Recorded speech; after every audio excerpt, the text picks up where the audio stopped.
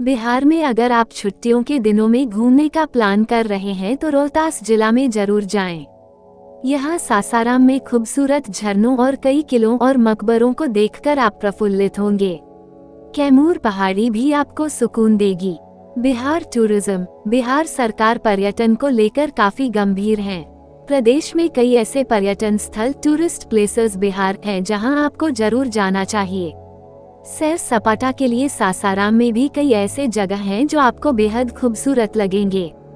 छुट्टी के दिनों में अगर आप कहीं घूमने का प्लान बना रहे हैं तो आपको बिहार के सासाराम के इन जगहों पर एक बार जरूर जाना चाहिए। यहाँ किले, मकबरे का इतिहास आज भी आपको अपनी ओर खींचेगा।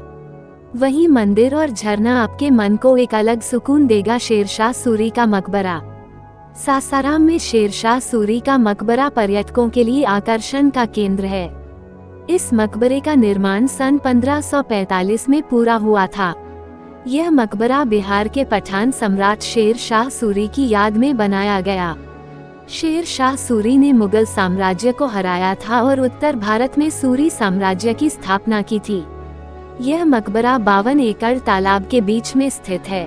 सड़क मार्ग से शहर के किसी भी कोने से आसानी से यहाँ पहुँचा जा सकता है। रोजा रोड यहाँ पहुँचने के लिए मुख्य रोड है। बनारस और गया के बीच सासाराम एक प्रमुख रेलवे स्टेशन है।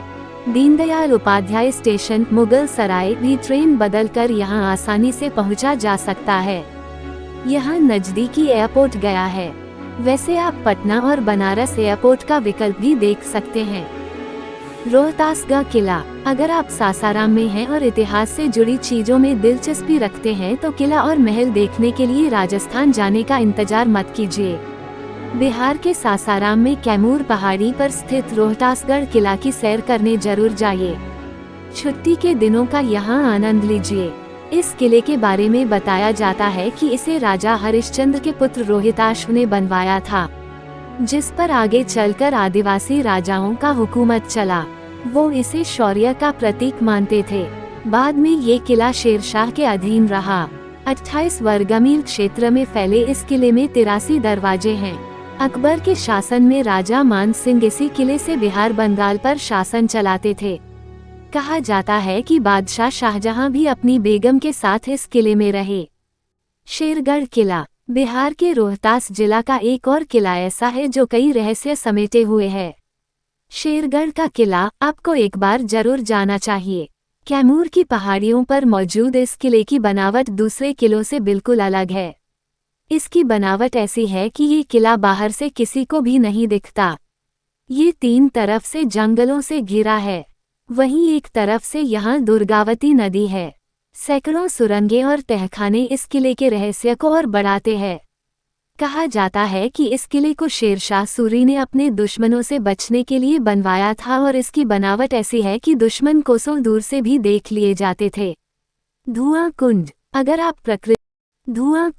अगर आप प्रकृति से प्यार करते हैं और छुट्टियों में पहाड़ों पर घूमने का शौक रखते हैं तो आप एक बार सासाराम के धुआं कुंड जलप्रपात का आनंद लेने जरूर जाएं। यहाँ आप प्रकृति की अनोखी छटा देख सकेंगे। वाटरफॉल आपको अलग ही दुनिया में लेकर जाएगा। धुआं कुंड जलप्रपात से आप विंध्य पर्वत श्रृंखला की कैमूर पहाड़ियों का खूबसूरत नज़ारा देख सकते हैं।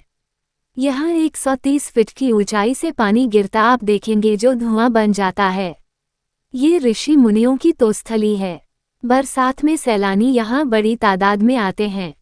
मंझर कुंड। अगर आपने सासाराम में घूमने का प्लान किया है तो धुआं कुंड जलप्रपात का आनंद लेने से पहले मंझर कुंड जलप्रपात का आनंद जरूर लें। सासाराम के कैमूर पहाड़ी का पानी चट्टानों में एक धारा बनाकर टेढ़े मेढ़े रास्ते से गुजरते हुए मंझर कुंड जलप्रपात में जाकर जमा हो जाता है। करीब आधे किलोमीटर आगे जाने के बाद ये ऊंचे पर्वत से जमीन पर गिरता है और धुआं कुंड कहलाता है। पटना से करीब 159 किलोमीटर तो सासाराम से ये 8 किलोमीटर के करीब है।